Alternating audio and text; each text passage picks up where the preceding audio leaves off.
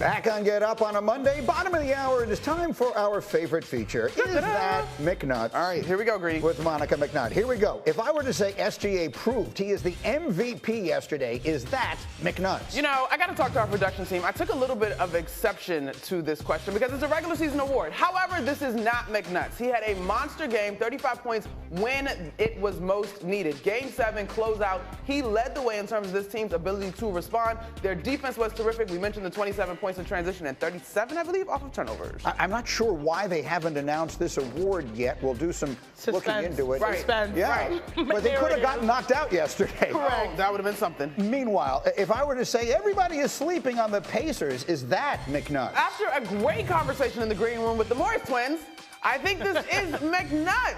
Who's sleeping on the Pacers? And I'm saying that as someone who works with this New York Knicks organization. The Pacers are good. They took care of business versus the Cleveland Cavaliers. Tyrese Halliburton having a great postseason, a terrific clutch scorer in this postseason. They've got defense and they've got offense that clicks at a high level. I don't know who's sleeping on this team. We learned last year. Shouldn't be sleeping on this team. Well, they have the longest odds to win the championship. Maybe They were a just 5 seed. There may be a degree. They're not awake yet. Yeah. They're napping. Maybe the world is napping on this team. Finally, here we go, McNutt. If I said the Celtics title window was one and done, is that McNutt? Listen, I'm going to go with this one being McNutt's, okay? I think the window currently is undergoing major renovation, but it is not closed just yet. Look, you still have Jaylen Brown there. Jason Tatum's going to get healthy. The nature of where we are in the NBA is dynasties hard to come by. Like, we're looking at our 7th different champion in as many years. And so I would not say that the window is closed. I just don't think that you're going to see, obviously, they didn't win this year. The back-to-backs are probably, that era is over. Well, there is also the Jason Tatum reality of it, and it is horrible, but he didn't just get hurt for the remainder of this series, right? We all know this is an injury that is going to cost him most, if not all, of next season.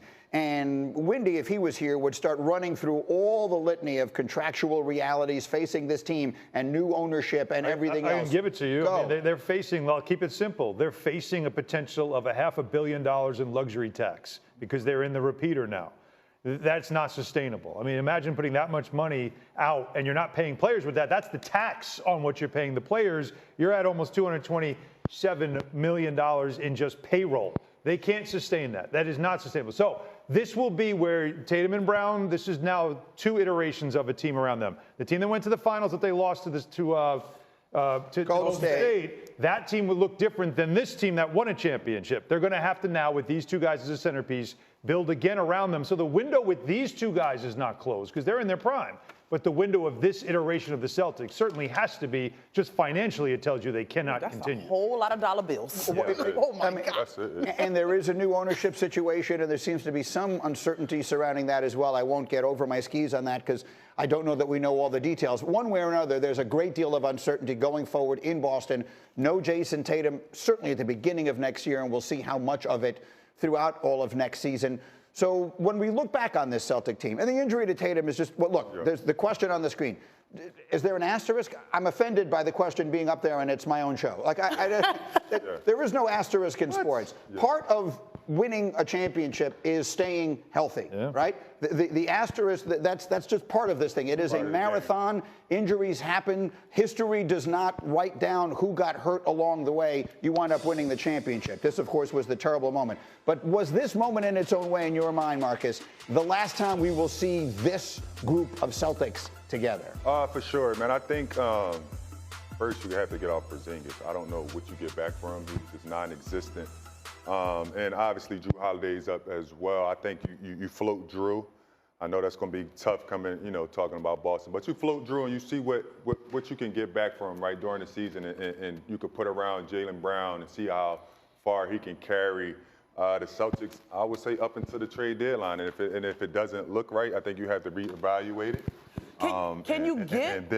And then make that move. But there's a reason why this roster costs so much, right? Can you get pieces that still allow you to compete and it be affordable? Like, You got is to that, go a year you gotta- without repeating. Well, there may be a That's more the problem. realistic Well, they already question. did That is this a championship contender without Jason Tatum anyway? And if it isn't, then you might as well start making, for lack of a better word, breaking it all up to build it all up again at some like point in Golden the State did. future. Yeah, and I think this is a period where we're going to start seeing people auditioning in different ways. You know, you're going to see more opportunity for different players to see if they stay or if they go. And like you said, you know, there are a lot of things out of control. You know, Drew Holiday was dealing with some injuries. Porzingis was dealing with an illness. Like, those are out of control situations. But then it makes you question, all right, what is the value I'm getting back moving forward if I'm only going to get this player for X amount of time? When it comes to the Boston Celtics, there's a core that you have to protect. And you talk about the dollars, right? And the cents. You know, I feel like watching what happened with the Phoenix Suns is the greatest cautionary tale for any new owner in the NBA. Because that second apron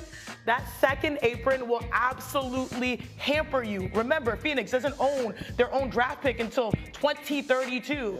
You know, think about they're not able to you know, maintain trades, especially when you have like a no trade clause with someone like Bradley Beal. Like, they're looking at these circumstances and learning from it. And I think they're gonna have some tough decisions, but the core, I believe, can remain the same, but the surrounding pieces maybe What's the not. core, though? Who are we coring? The core is Tatum and Brown. Not White? And Derek White. Well, Thank you. Okay, and say Derek White too. And he's terrific. I did not mean that to shortchange him. But the reality is you are building around Tatum and Brown for the future. Yes. Right? That's Those a are your pretty good place to stars. start. Absolutely. But No? The previous question that was put up We'll come back about to the it. asterisk. Yeah.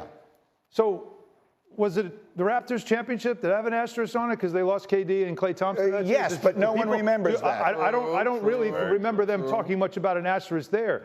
Was there an asterisk for the Timberwolves because Steph Curry wasn't available? Was there an asterisk on that series, or are the Timberwolves legit? People talk about Like, 2020, the Lakers' second championship. Want to go back to 1988 when Isaiah Thomas had an ankle injury where he just barely could walk. Still had 25 and a quarter, but still. Is that an asterisk on that championship? No, as you said, the healthy team wins most of the time. And so if you have injuries, that's part of the deal. No asterisk. All right, let me leave that there for the moment. We have something we do every single Monday, and it raises the question, who won the weekend in the world of sports? Every week I give you four, and you decide who the winner is.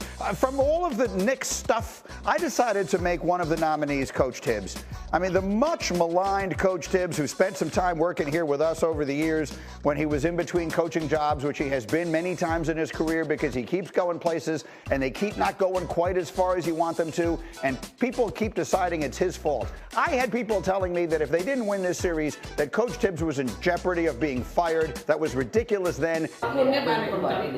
Ban này trả nợ con trả nợ em thế này. Lúc nhận tiền. Trả nợ người đó phải trả lại kênh của mình thôi. Tiếp tục hướng dẫn các bạn để làm vòng. Là 50.000 cái bộ ốc. 30.000 em đã bảo rồi, đang nợ tiền em cả nợ tiền mọi người này, cái trả nó là còn khóc. Ở đấy mà còn cái vui lúc trả tiền thôi. Cái vui lúc trả tiền. Vui nhé. Thôi không phải đi trả luôn sao lại. Kia lên kia kìa, kia lên nghĩa. Sáng này chị Nước á? không đưa tiền cho mẹ. Nước á?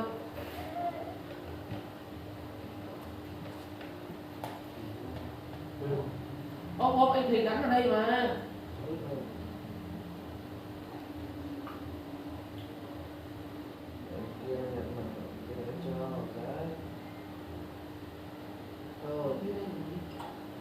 Mà nó tặng mình nó tặng cái này là cái gì không nhỉ?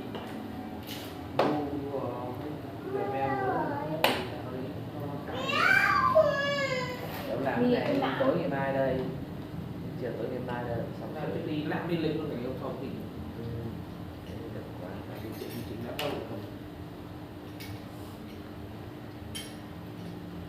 vui thế, không vui nổi, bắt được rồi, nào tự đã nghe cái xuất sắc, bài này tên đệ sĩ luôn, xuất sắc. Thì biết ta là quảng câu đi câu về nè, mất thế.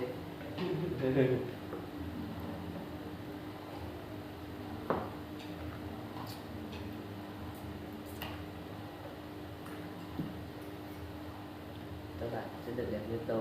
Các bạn đăng ký kênh và like video này. Ủa, anh quen đang thắc mắc là đến là cuối thì mình có phải nói cái câu gì tặng mình không? Cuối Chán luôn. Đây là mình tự ấy à? Ô, đấy mình vay tiền ở đâu đấy rồi? À, Mình vay tiền cái nào đấy? Ở đâu đấy? hôm qua á, ta ra quán chị dùng lấy. Nhanh đi. Để tận ở đấy lấy. Thế không vì tiền đâu, đi cỗ. Đi không bị không. Đúng rồi, hôm nay phải đi ra thật.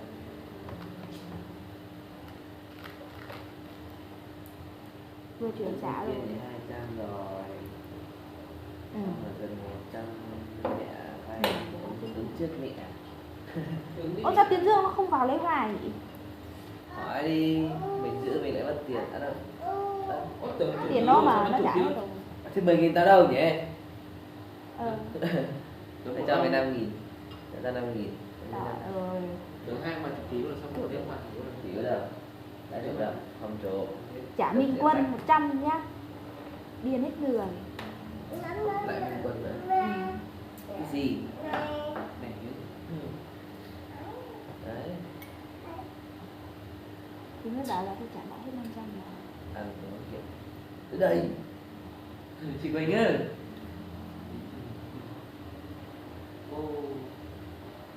cô yêu dấu. Không cô. Hôm nay tao ngồi tao cạo hết 10 mấy quả dừa xong hắn ta bảo à không, tôi ngồi cạo có mấy quả. Xong hắn ta bảo là hôm nay cho bà lấy. Ủa anh lơ cái gì kìa. Mày từ đầu cô bảo thế rồi. Tao có ghét thế đâu. Tao tưởng mình ngồi ăn, mình ngồi cạo, tao không nói gì. Cô bảo từ ngay từ đầu rồi là lúc nó mới ra, lúc nó mới ra rồi mới lên, cô đã bảo thế rồi. Cô lấy mạo nào? Em cạo 4 hay 5 quả. Em cạo xong bảo là hôm nay ai lấy thứ nhất. Bà lấy. Bà lấy. Ngon chưa? Chưa tại vì bảo hôm qua cô gọi mày lên. Bảo trước em không nghe là sao. Cô bảo là cô gọi hôm qua cô gọi mày lên, mày không lên nên là hôm nay bà lên bà lấy. 10 rưỡi rồi ai mà lên được. Người ta còn nằm mê nữa. 10 rưỡi tối hôm qua. Về đến nhà rồi ai mà bố mẹ cho đi què dầu à?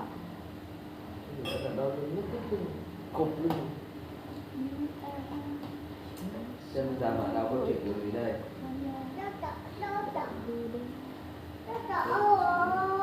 Kinh lắm rồi. Tao chừng gì? Hay chừng gì? Giờ đã có đợi Tô Ngọc Trâm trả nợ. Bây giờ tôi học thêm cũng thế. Mấy Nghệ gì nữa? Nghệ Thị Hòa trả nợ tôi. Cái gì đâu? Cái mũ đâu? Không, nhận gì? Cái mũ đâu? Ấn ở trong đấy, ấn ở trong cái gì mà. Thành gửi số tài khoản ra. 44 nha. 44. Muốn đập. Chưa gần cái nào đâu. Nhìn lên. Vẫn còn một kia. Thế mày ơi. Được thôi. Thế thì 34. Hôm nay chị về chị mỗi đứa 34 đâu mà 34, 40.000 chia 3. Thằng chó là nó mua mấy gói pin 40.000 chia 3. Mày cái gì vậy? Đã mua mấy gói pin và còn trả tiền thì thừa. Tưởng giàu lắm á. 40.000 nghe thấy. 40.000 cái gì? Mua hết 33.000 tiền bột thôi. Nhưng mà đó oai nó bo, nó tiếp 1.000 với lại Thế là tổng là bao nhiêu? với lại bánh rồi. Nó ăn một gói pin. Thế tổng bao nhiêu? Tổng hết là 40.000. Nói chung là vẫn 40.000 thôi. 40 chia 3 mỗi đứa 13.000. 13. Gà hai cả nhau. Thì đấy như nào? Thì là Long trả thêm 3.000 nữa. Không nghĩa bây giờ Mẹ trả thêm 10.000. Đàn ông đàn ăn. 31 nghìn cũng được. 31 nghìn cũng được. Tại sao? Vào là mỗi thằng 30 đi mua ốc. Có cái đầu cái. Tiền nó chạy. Đây trả nợ tiền hôm về. Chị An Anh ơi. Tự nhiên lại đọc chị Yên. Sẵn đi. Gì có tiền chị Anh ơi. Quay mặt cái gì kìa. Thật là tiêu một cười nhé. Khốn nạn lúc này có quá này. Cho miếng mãi. Quân ơi. Còn mang lòng nữa. Lòng trái, thật là lòng trái. Thật là lòng trái, thật là lòng trái. Anh ơi ra lấy cái tuổi và đưa ra đây cô chị này. 20 nha. Thế là thế nào? Đây sao chị mua ốc? Thì là tao nói thành 3.000 đấy. 31. Thôi từ tí Sợ nữa. nó là hốt. Sợ nó hốt gửi anh. Cái thằng kia nó có học không nhở? Sợ 31 cho anh Thành.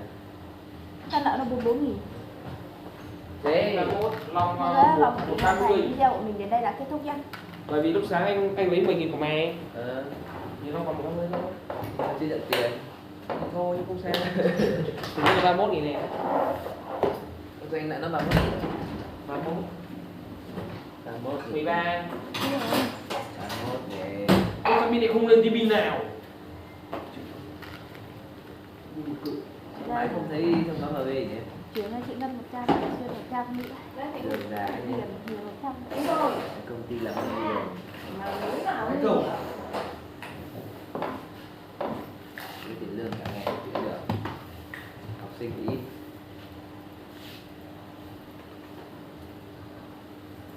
Thôi cho làm tiếp. Nó mới trả tiền chị đi. Tiền gì đấy? Tiền ăn nữa. Nghề của em.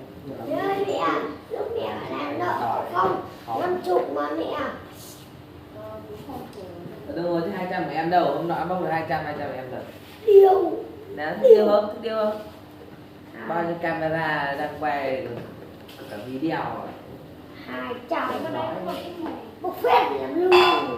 Làm lương tiền. Đấy.